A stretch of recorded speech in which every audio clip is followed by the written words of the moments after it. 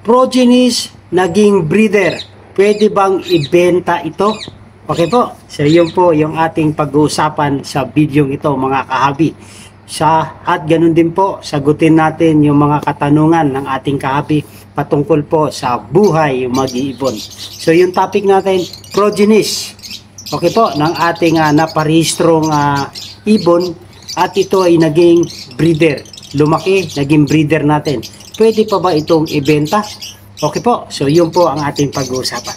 At kung bagong viewers ka sa channel na ito, ay humingi ako ng favor, please subscribe my YouTube channel, Olen Aviary at iba pa.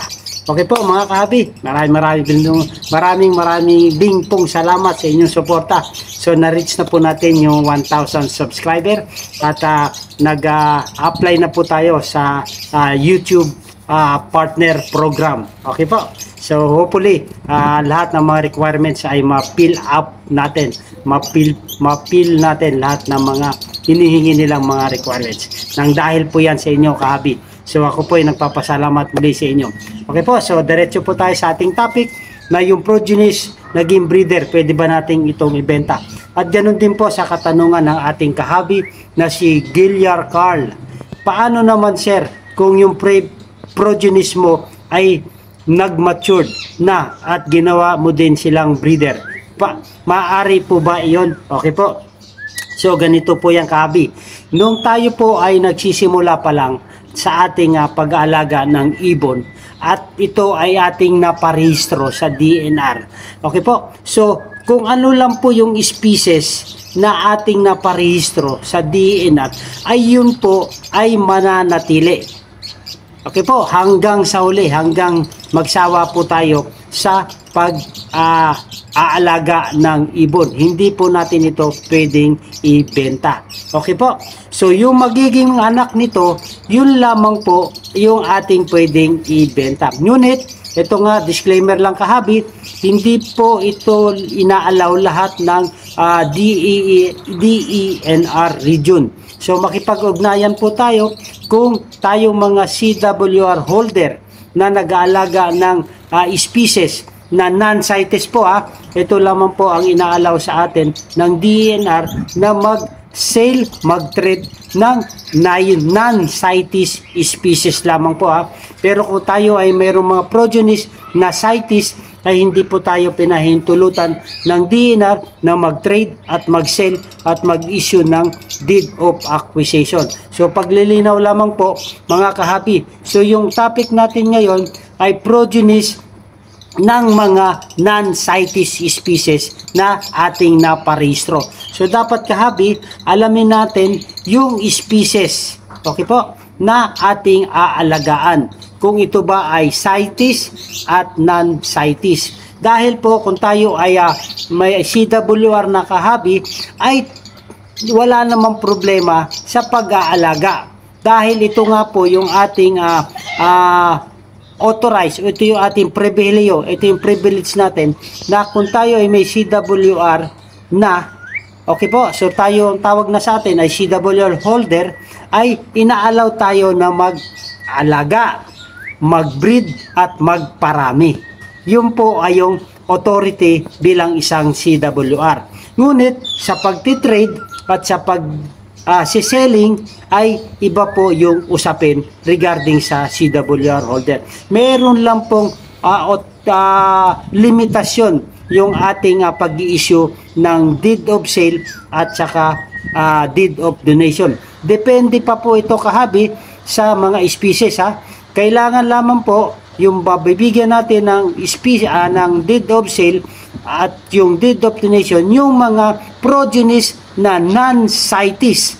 Okay po, na ating naparehistro. So paglilinaw okay po. So at ito rin po paglilinaw, hindi po lahat ng region ay inaalaw yung ganitong proseso na pagbibigay ng deed of sale at deed of donation. So kailangan po makipag-ugnayan tayo sa DNR na sumasakop sa atin or yung ating nasasakupan. Kung saan tayo nasasakop, makipag-ugnayan po tayo sa DNR kung mapahihintulutan ng DNR Senro or Penro. Okay po. So sa amin, sa Region 5 ay napahintulutan naman po kami mga CWR holder na mag-issue ng deed of sale at deed of donation doon lamang po sa mga non-CITES progenies. Okay po? So doon sa topic natin, kunyari mayroon na tayong mga progenies at ito'y naging napalaki natin, naging breeder natin. Itong mga progenies ng ating mga naparehistrong ibon ay naging breeder na at nagkaroon na rin uli ng progenies. Okay po? Yung tanong dito, kung mabibenta ba natin itong na naging breeder na nagmula sa progenies? Yes po, kahabi. Dahil ito ay dineclare nating progenies doon sa ating naparehistrong species. Okay po? So, klaro po yun. Progenies pa rin siya ng ating naparehistro. Ngunit, hindi natin siya trinade, sinel. So, hanggang na pamature natin at napa-breed natin. So, lahat, the rest ng magiging progenies ng ating naparehistrong species ay pwede po natin isyuhan ng deed of sale or deed of donation. Kahit pa yung progenies natin na naging breeder at nagkaroon ng progenies, kasama po rin yan. Okay po? So, magkakaroon lamang po ng pagbabago kung mag-a-add tayo ng parental stock. Kunyari, halimbawa, bumili ulit tayo ng isang species na non-CITES. Ito po ay ilalagay naman natin sa QBR as additional stock. Nakalakip naman doon yung deed of sale or deed of acquisition kung paano natin ito nabili. Kung sa farm permit, holder ay official receipt or deed of sale. Kung ito naman ay dinonate sa atin, ay deed of donation. Okay po. Ngayon, itong additional stock ay hindi naman natin ito pwedeng i-trade or i-sell.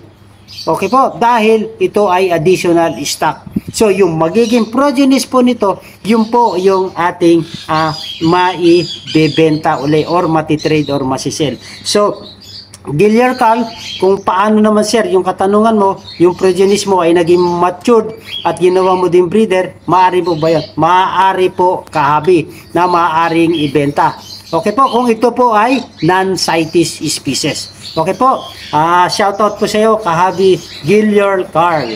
Okay po, so sa katanungan naman ng ating kahabi na si Arengay Lela Magna, bakit mas mababa yung albino? Alam ko mas mahal ang albino kisa Lutino at blue po. Okay po. So, simplihan natin yung ating kasagutan, kahabi. Rengay Lila Magna. Sa presyuhan po ng mga species or ibon, so yung tinutukoy nito ni kahabi Rengay ay Indian ringneck, si Tacula crameri. So ito rin po ay non-CITES species. So sa presyuhan po ng ibon ay dumidepende tayo sa breeder, sa seller. Okay po, sila po ang magdidikta ng presyo, hindi po tayo.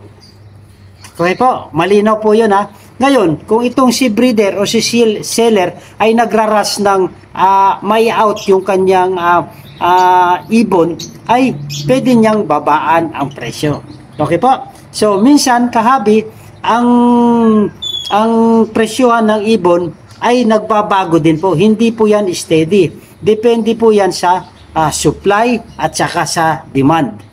Kung mataas ang demand, maraming demand at kokonti ang supply, maaari pong tumaas ang presyo ng isang ibon. Okay po? So kung mas marami namang supply at kumukonti ang demand, maaari namang bumaba ang presyo. Okay po? So doon sa katanungan niya, bakit mas mababa ang albino? Alam naman natin na mas mahal. Yes po, mahal talaga ang presyohan ng albino sa Lutino at blue. E paano naman po kahabi kung si breeder ay ito ang presyo niya sa albino? So mas mura sa Lutino. So hindi po natin yan maki-question. Magpasalamat pa tayo dahil bumaba ang presyo. So makaka-avail na yung iba nating mga kahabi. So kung mataas man ang kanyang presyo sa albino, ay hindi natin masisisi. Kasi baka naman yung sa pag-aalaga niya ay maganda yung kanyang pamamaraan. So respetuhan na lang po tayo kahabi sa mga presyohan ng ating mga alagang ibon. Okay po. Hope meron tayong mga natutunan regarding po sa ating mga talakayan. Okay po. So, ganun pa man sa presyohan ay meron tayong average, ika nga. Ay meron tayong target range. Pero hindi ito pwedeng pangkalahatan. Nasa sa atin na po yan kung paano tayo bibili at paano tayo magbebenta.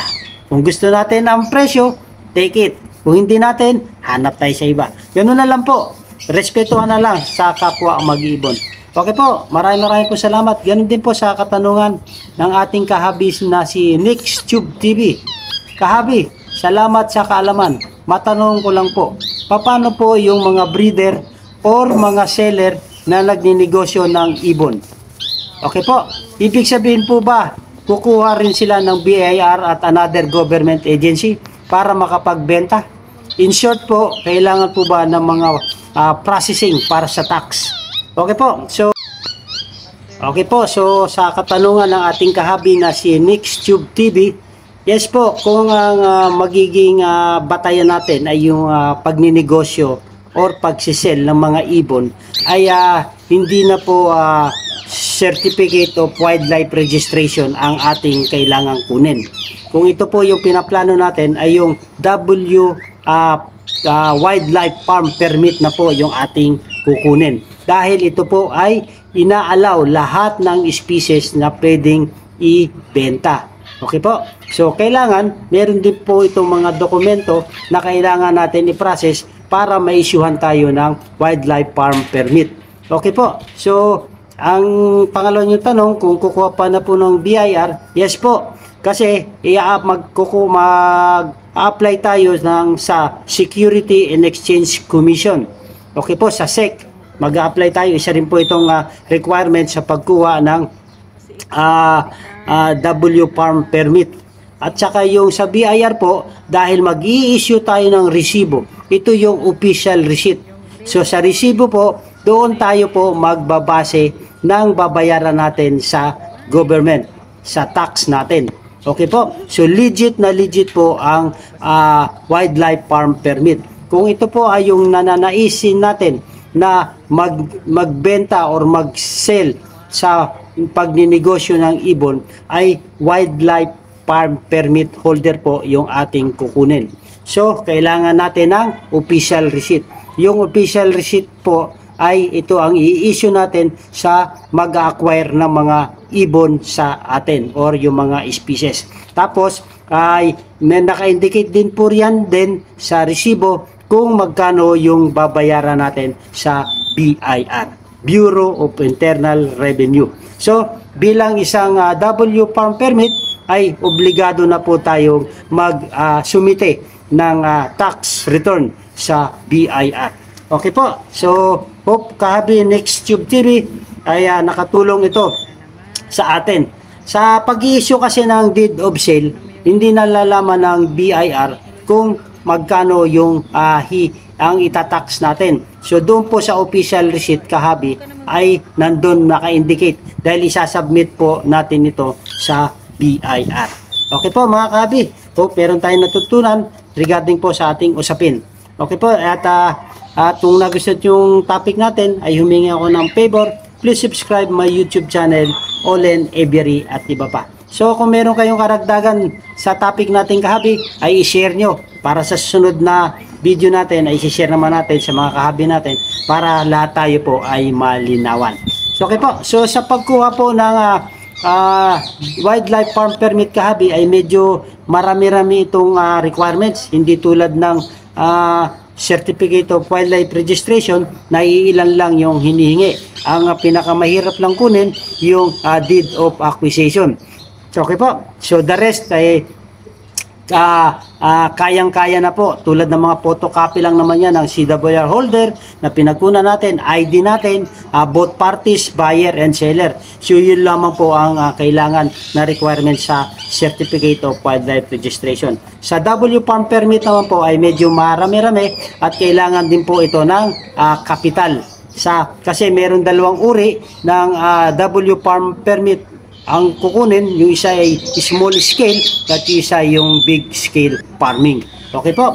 So, Hopefully one of these days matatapik natin yung mga requirements sa pagkuha ng W farm permit, dahil ito rin po yung ating nais na i-apply sa ating aviary, na makakuha tayo ng W farm permit in God's perfect time.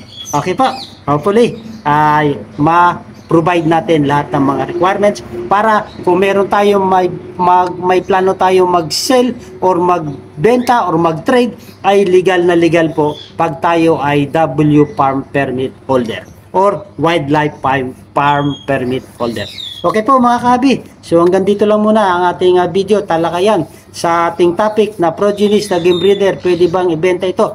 Yes na yes po kahabi, wag lang basta non-CITES species lamang po.